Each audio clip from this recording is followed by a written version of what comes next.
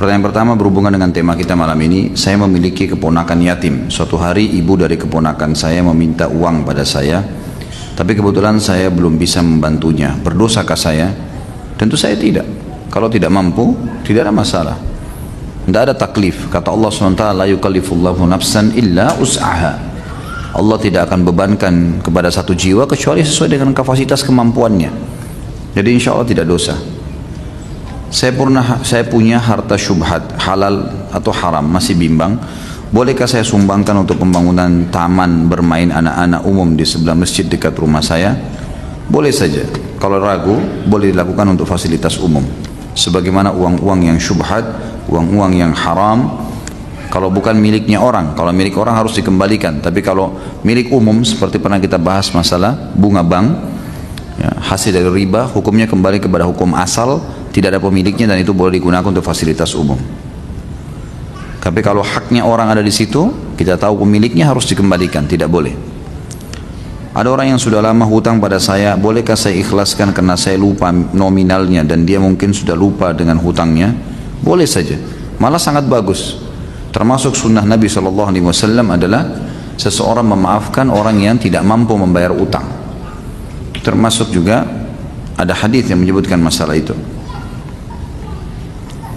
Apakah para sahabat juga akan diperlihatkan catatan baik dan buruk nanti di hari kiamat? Adakah amal yang bisa menutupi catatan buruk? Semua orang akan diperlihatkan. Semua yang pernah dia lakukan akan diperlihatkan untuk dia. Dia tahu nanti. Kalau yang kita pernah lakukan buruk tidak diperlihatkan, maka yang kita lihat cuma baik, kita tidak ingat nanti apa yang kita lakukan. Padahal sebenarnya banyak sekali dalil yang menjelaskan semua orang akan melihat yang kecil dan yang besar, sebagaimana ayat tadi yang saya bacakan, gitu kan? Mereka akan melihat semua yang kecil dan yang besar. Kata ulama, termasuk pada saat kedipan mata dia yang pertama, yang ke-100 dan seterusnya, semua akan diperlihatkan. Jadi memang tidak tertutup, tapi dia akan lepas dari hukuman, iya. Lepas dari hukuman, iya, gitu kan? Maka akan dihapuskan hukuman yang akan menimpa dia, tapi dia akan diperlihatkan, ini kesalahan kamu yang kamu lakukan pada umur ini, lalu kamu tobat pada saat ini, dan seterusnya. Sebagaimana amal solehnya juga akan diperlihatkan. Dulu saya pernah berjanji untuk menikahi wanita karena beberapa prinsip yang berbeda. Saat ini saya tidak ingin menikahinya. Orang tua saya memerintahkan untuk tetap menikahi. Apakah saya boleh ingkar janji? Khawatir jika tetap menikahi terpaksa, akhirnya jadi terpaksa. Tentu saja Anda sampaikan, ya, sampaikan. Di sini ya, saya masukkan dalam tema ini karena ada hubungan, tadi saya sempat bahas masalah tidak boleh ingkar janji. Jadi tentu saja boleh Anda batalkan pernikahan, selama belum nikah boleh, nggak masalah. Dan kita boleh memungkiri masalah itu. Maksudnya kita batalkan, ya, sampaikan baik-baik bahwasanya saya tidak akan menikahi Anda karena pertimbangan 1, 2, 3, 4, 5 atau karena saya punya pertimbangan tersendiri yang saya tidak bisa lakukan, gitu saja. Tapi jangan sampai, ya, putuskan janji tanpa ada penyampaian. Ini nggak boleh juga. Kecuali kata ulama dalam satu keadaan janji itu janji maksiat. Itu yang boleh dibatalkan sepihak. Kita janjian, misal seseorang janjian mau berzina, lalu dia batalkan sepihak, nggak jadi, itu nggak masalah. Tapi kalau selain maksiat tidak boleh. Seperti menikah ini adalah sunnah Nabi, ibadah, harus dia sampaikan. Maaf saya tidak bisa menikah dengan Anda karena ini 1, 2, 3, 4, 5 alasannya. Kapan saat dewasa anak yatim? Ketika kita menyerahkan hartanya. Sedangkan ketika usia balik kondisi anak yatim tersebut masih ABG. Tentu saja yang dimaksud dengan diberikan kepada dia pada saat dia dewasa, ulama berselisih pendapat masalah dewasa ini.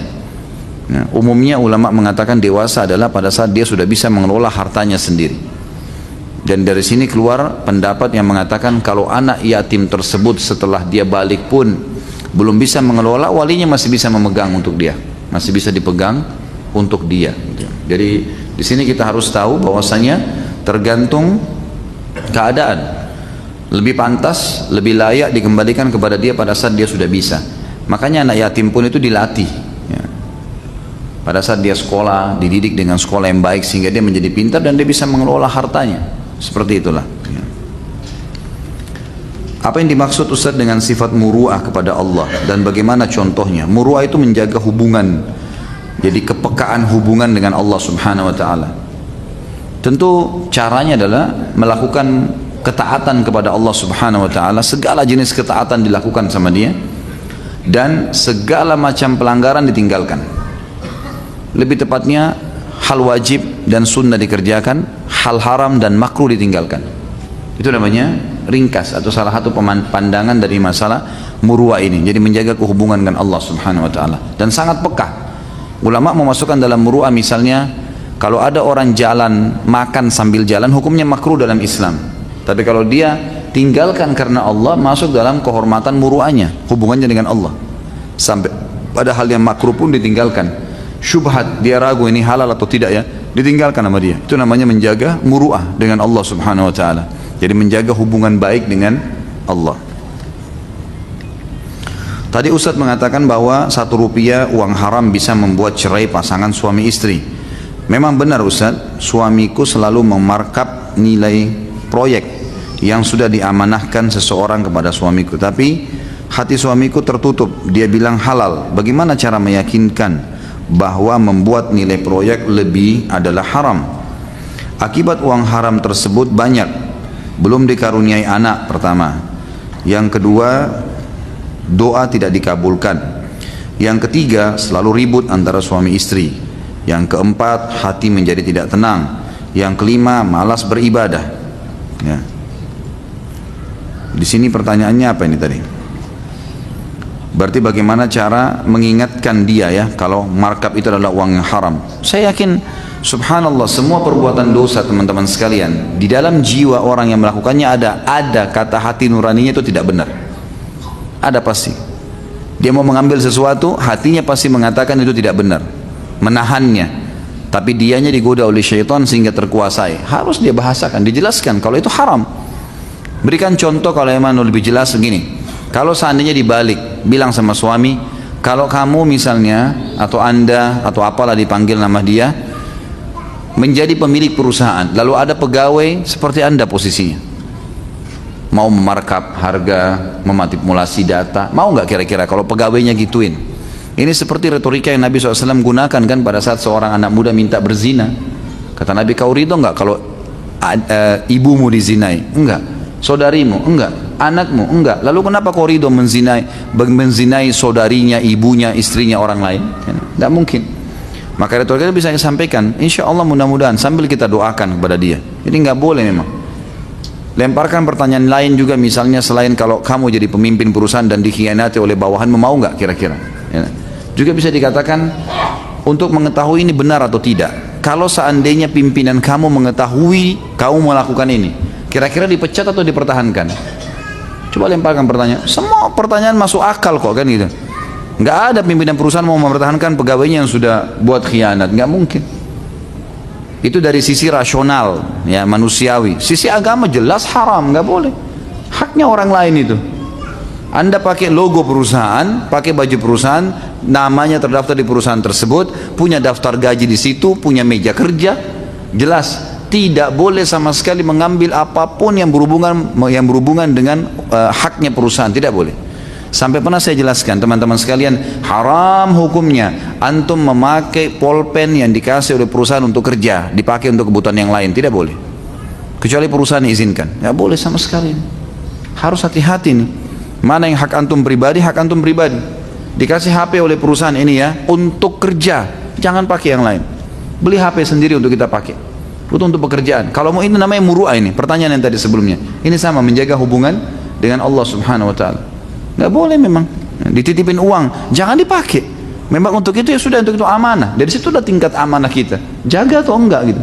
Nggak boleh dipakai, pakai dulu deh. Nanti baru diganti akhir bulan, nggak bisa. Harus dijaga ini kan gitu. Jadi ditanyakan kepada dia, tentu saja. Dan ini efek-efek ini masih kecil, ini masih banyak yang lain, banyak. Bisa suami istri cerai, saya bilang bisa menjadi penyebab. Uang haram bisa menjadi penyebab ributnya suami istri, penyakit yang berat, banyak sekali masalah, banyak. Orang beli mobil karena uang haram, 1-2 hari dia bangga, seminggu dia bangga, mobilnya, orang bangga, puji dia. Lihat setelah sebulan, lihat setelah 6 bulan, masalah, pasti masalah. Nggak ada yang haram itu nggak masalah. Bukankah orang sudah banyak kebongkar, di Indonesia ini contohnya, begitu mengumpulin beli rumah mewah dari uang haram, beli mobil mewah, beli gini, subhanallah di akhir hidupnya ketahuan, diekspos di media, disita oleh pemerintah, dipermalukan, keluarganya jadi terbengkalai, anak-anaknya berhenti sekolah, dia di penjara, namanya rusak. Untuk apa? Untuk apa? Nggak ada teman-teman sekalian. Jangan anda ini merasa, oh saya lepas dari Allah nih, nggak ada yang ngawasin saya, nggak apa-apa. Nggak bisa ini. Harus paham masalah itu, nggak boleh sama sekali. Tolong Ustaz, apa yang harus dilakukan jika apa yang dilakukan istri jika suami suka memerkap proyek yang jelas haram tadi? Saya capek ribut terus. Jadi nasihatin tadi, diberikan masukan, diberikan pertanyaan kritis, gitu kan? Ini harus disampaikan, tidak boleh tidak, gitu kan? Tidak boleh tidak. Dan lemparkan pertanyaan kayak tadi. Kalau tetap juga tidak mau, maka gunakan orang ketiga yang kira-kira bisa menasihatin dia. Kalau tidak mau, bukan aib, bukan aib. Kalau kita mengatakan pada dia, kalau emang kamu tidak mau, saya nggak mau ambil uang dari sini dan bisa saya laporin ke perusahaan kamu, supaya dia berhenti. Nggak bisa. Selama masih pasangan suami istri berbahaya, karena anda sebagai istri bisa makan yang haram, anak-anak bisa makan yang haram, listrik semua AC yang kita hirup udaranya haram. Bagaimana caranya? Nggak boleh dibiarkan ini, mungkar, gitu kan? Dan diberikan peringatan-peringatan sambil didoakan, gitu kan? Ini penting untuk diketahui. Apakah Allah tidak akan menutupi aib kita di hari kiamat nanti? Tentu ditutupin aibnya. Kalau saya bilang tadi dipaparkan, bukan dipaparkan di depan umum ya. Bukan orang semua lihat. Antum, anda pribadi ngelihatnya. Kita pribadi yang melihat. Jadi maksud saya, yang saya katakan di sini kita lihat adalah kitanya melihat pribadi. Ini dosa kamu yang kamu lakukan. Kita pribadi, bukan dipaparin, diaibkan di depan orang, tidak. Tapi kita tetap akan melihat perbuatan-perbuatan salah kita, gitu. Itu yang saya maksudkan tadi. Jadi jangan salah faham, jangan pikir itu dibeberkan di depan orang-orang semuanya, enggak. Jadi kita tetap melihat dan mengetahui kalau kita pernah melakukan perbuatan ini pada saat ini, di waktu ini, supaya memang memberikan kejelasan kalau Allah itu memang maha mengetahui. Allah tahu semuanya, tidak ada yang dirahasiakan. Makanya dikatakan dalam banyak ayat, gitu kan. Bahkan Allah mengatakan ya'lamu kha'inatal a'yun wa ma tukhfis sudur. Allah tahu apa yang dikhianati oleh mata. Ada orang bisa lihat ke arah sana tapi sebenarnya tujuannya ke sana. Mungkin orang lain tidak tahu, gitu kan? Sering berkhianat. Misal orang naudzubillah jelalatan, dia istrinya kalau lihat atau suaminya lihat dialah ke depan. Kalau sedikit suaminya atau istrinya balik, dia langsung khianat matanya. Dia takutnya hanya sama pasangannya, gitu kan? Allah bilang ya'lamu kha'inatal a'yun. Allah tahu khianatnya mata tuh. Pura-pura tidur padahal tidak. Allah tahu tuh. Wa ma tukhfis sudur, dan apa yang disembunyikan dalam hati manusia, Allah tahu itu. Tidak ada yang rahasia bagi Allah SWT. Bahkan dalam Al-Quran dan ayat dikatakan innallaha la yakhfa alaihi syai'un fil ardi wala fis sama. Allah itu tidak ada yang tersembunyi baginya di langit dan di bumi. Semua, tidak ada yang tersembunyi. Dalam ayatnya dikatakan wa ma tasqutu min waraqatin illa ya'lamuha wala habbatin fi dhulumatil ardi wala ratbin wala yabisin illa fi kitabim mubin. Tidak ada daun pohon yang jatuh wahai manusia kecuali Allah tahu dari pohon mana jatuh, jatuhnya di mana, berapa kali dia tersentak, ya, udara jenis apa yang menimpa dia, semuanya ada tercatat. Allah SWT bahkan biji yang basah, biji yang kering di kedalaman ya bumi, tetap Allah tahu, semua tercatat di Lauhil Mahfuz. Nggak ada yang tersembunyi. Itulah Allah SWT sebagai pencipta ya, jadi Allah maha tahu segala-galanya. Apakah ada lebaran anak yatim? Nggak ada sama sekali. Dari mana lebaran anak yatim? Lebaran dalam Islam cuma ada Idul Adha dan Idul Fitri, selesai. Dari mana ini karang-karang ada lebaran baru lagi? Nggak ada hubungannya ini kan gitu. Ditarik-tarik sampai dikatakan di hari Asyura dari 10 Muharram lah. Dari mana ini? Mana dalilnya? Ada dalilnya. Jangan suka ngarang-ngarang saudaraku. Agama sudah sempurna, jangan ditambah-tambah, gitu kan? Begitu kita ingatkan, wah ini geras, ini Wahabi, ini, macam-macam, hanya untuk membenarkan perilakunya. Baik, silahkan. Anda tanggung jawab hari kiamat. Fadl. Tetap mau ngotot lakukan, silahkan. Kita sudah ingatkan. Dan ingat, peringatan Allah Azza wa Jalla datang kepada setiap manusia bisa dari lisan orang lain, bisa dari kenyataan, kejadian di depan matanya. Jangan keras kepala, salah minta maaf dan berhenti. Kan begitu. Agama sudah sempurna, jangan ditambah-tambah, nggak boleh. Memang nggak ada dalilnya lebaran anak yatim, dari mana nih? Nggak ada sama sekali dalil. Nggak ada hadis, nggak ada ayat yang menyebutkannya. Kita sudah jelas punya dua Idul Adha dan Idul Fitri, tidak ada yang lain, gitu kan? Hari Jumat pun dikatakan hari raya dalam sebuah istilah. Tapi dia disebutkan hari yang mulia sepanjang pekan, gitu kan? Memang sudah begitu. Bahkan banyak dinukil dalam riwayat-riwayat kalau Nabi SAW mengatakan Allah telah menggantikan ya hari hiburan kalian dengan 2 Idul Adha dan Idul Fitri. Ya. Apakah anak yatim berhak menerima zakat dan apakah harta anak yatim harus dizakati? Kalau anak yatim itu termasuk dalam 8 golongan, fakir, miskin, gitu kan? Beda kan ini? Saya sudah pernah jelaskan di bab zakat. Fakir orang yang tidak tahu mau makan apa hari itu, apalagi besok. Kalau miskin orang yang tahu mau makan apa tapi pas-pasan. Jadi masuk dalam istilah miskin ini adalah seorang pegawai yang gajinya pas-pasan, bisa terima zakat. Misal gajinya 2 juta, pengeluaran rumahnya 2.200.000 tiap bulan, utang 200.000 tiap bulan sama kantor atau sama temannya. Ini layak menerima zakat walaupun dia punya pekerjaan. Kalau fakir orang yang tidak tahu sama sekali mau makan apa hari itu apalagi besok, ini boleh. Kemudian kalau dia anak yatim, kita lihat di sini masuk fakir atau masuk miskin enggak. Kemudian mu'allaf, orang yang baru masuk Islam, yang bukan baru masuk Islam, orang yang masuk Islam tapi tidak dapat panduan, namanya mu'allaf. Kalau baru masuk Islam tapi sudah tahu semuanya, bahkan ada orang yang sudah hafal banyak hadis, banyak tahu macam-macam. Seperti pernah saya ceritakan, ada orang syahadat di tangan saya pada saat itu di salah satu acara pengajian. Maksudnya dia syahadat, dia ucapin. Kebetulan saya ada di situ, lalu saya yang membantu dia. Waktu saya tanya kenapa masuk Islam, dia bilang saya sudah lama dengar ceramahnya Ustaz, ceramah saya sudah sering didengar, bahkan episodenya dihafal sama dia, episode sirah, ada episode Nasrani, masuk Islam. Ini bukan mu'allaf lagi, sudah Masya Allah tahu hukum halal haram ini. Insya Allah dia kokoh di agama. Mu'allaf orang yang lemah hatinya, walaupun sudah 2 tahun masuk Islam tapi tidak pernah ada yang pandu, ini mu'allaf namanya. Walaupun 2-3 hari masuk Islam tapi Masya Allah imannya itu lain, gitu kan. Kemudian amil zakat. Kemudian orang pembebasan budak, terlilit utang, orang terputus jalan, gitu kan. Kalau dia masuk dalam kategori-kategori orang-orang ini maka boleh jihad di jalan Allah. Orang yang mau pergi berjihad boleh. Tapi kalau tidak masuk dalam kategori ini, tidak menerima zakat, gitu kan. Apakah harta anak yatim dizakati? Iya. Tentu saja kalau hartanya sampai pada haul dan nisab 1 tahun dan nisab mencapai 85 gram emas nilainya, maka dikeluarin zakatnya 2,5%. Yang keluarkan walinya, Jika pekerjaan anak yatim adalah orang yang ditinggal mati ayahnya sebelum balik, maka bagaimana jika anak yang belum balik lalu ditinggal cerai oleh ayahnya? Enggak, masih ada ayahnya kan, enggak yatim itu namanya. Kalau cerai orang tuanya, ayahnya tetap wajib bertanggung jawab. Sudah tahu kan, kalau seorang muslim cerai istrinya, ada punya anak, wajib enggak menafkahi anaknya?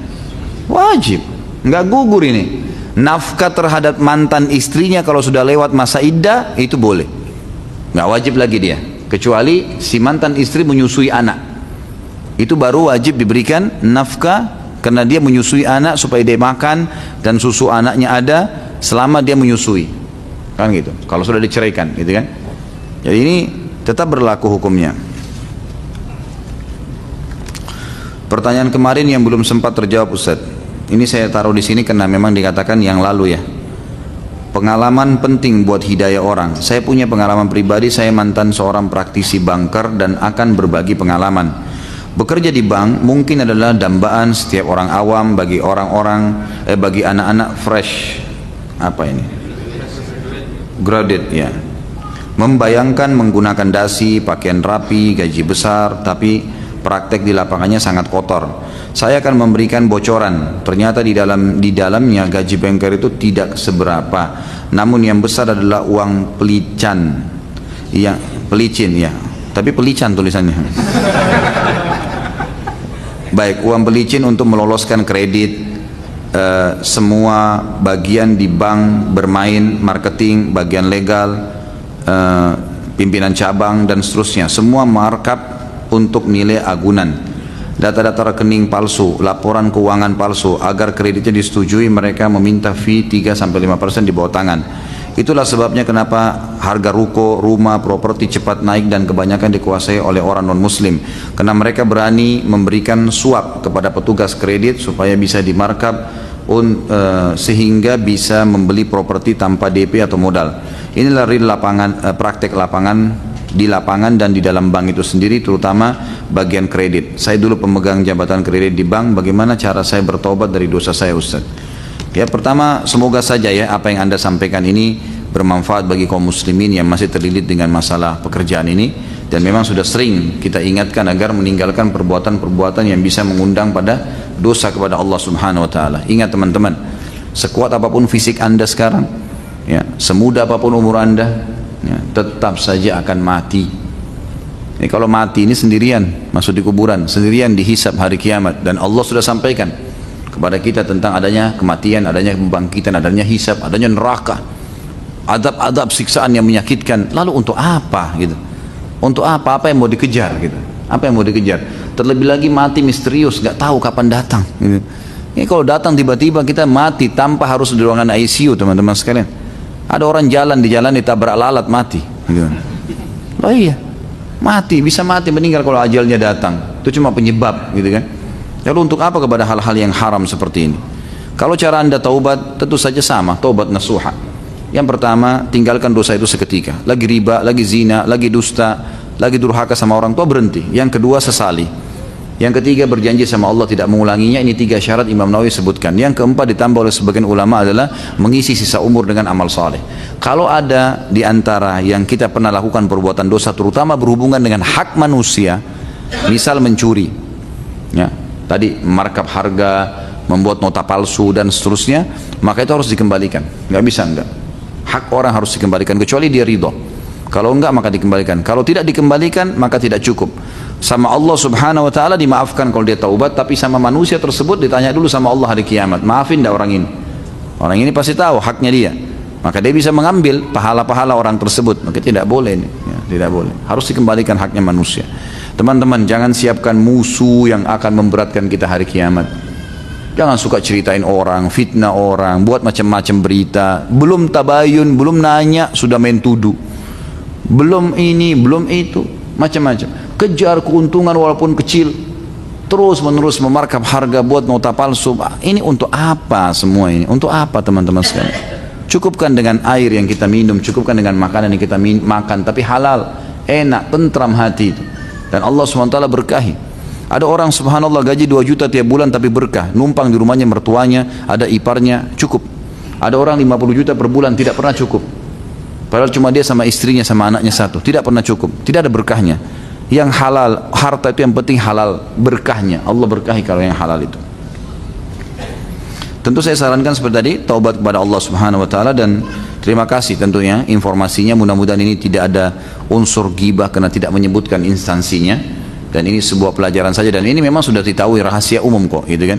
Orang semua tahu adanya permainan-permainan rekayasa data dan seterusnya. Ini semua selain dosa ribanya ada lagi dosa-dosa itu. Jadi tumpuk-tumpuk semuanya.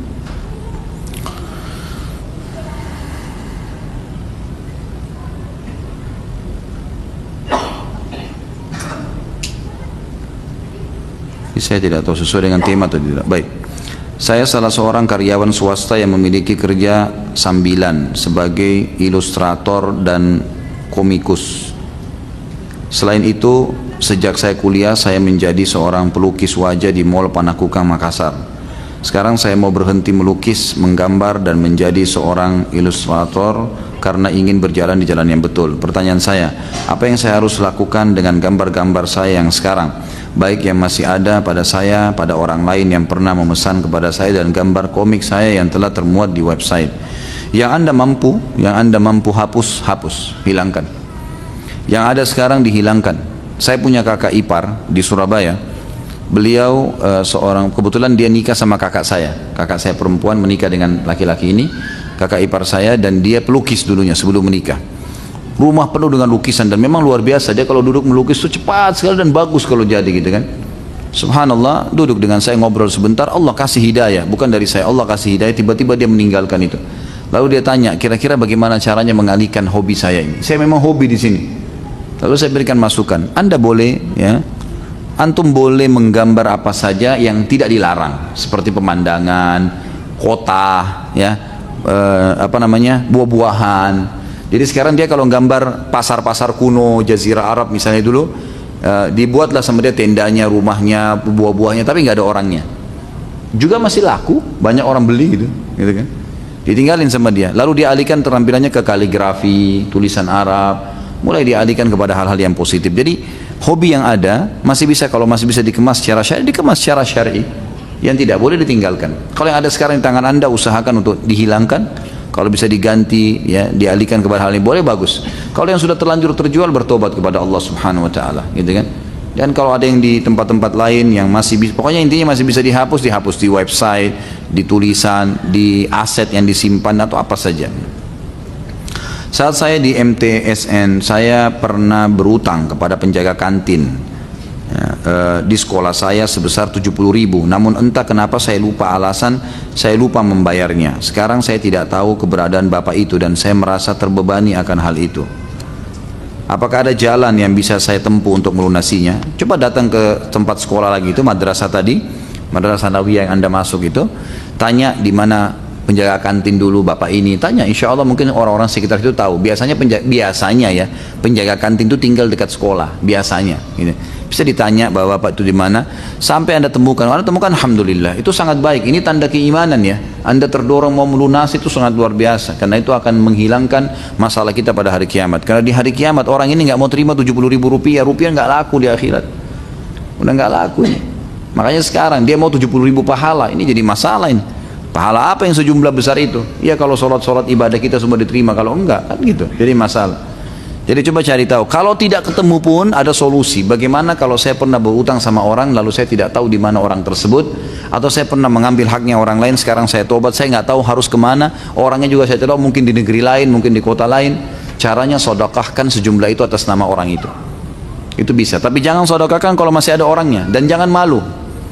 Maaf, saya baru dapat, temuin dia, bicara baik-baik, dan saya baru tahu hukum agama, saya menyesal, saya pernah lakukan ini dan saya tahu dia perbuatan salah, sekarang saya baru tahu, dulu saya tidak tahu, ini saya kembalikan, insya Allah dengan niat baik orang bisa menerima itu, gitu kan.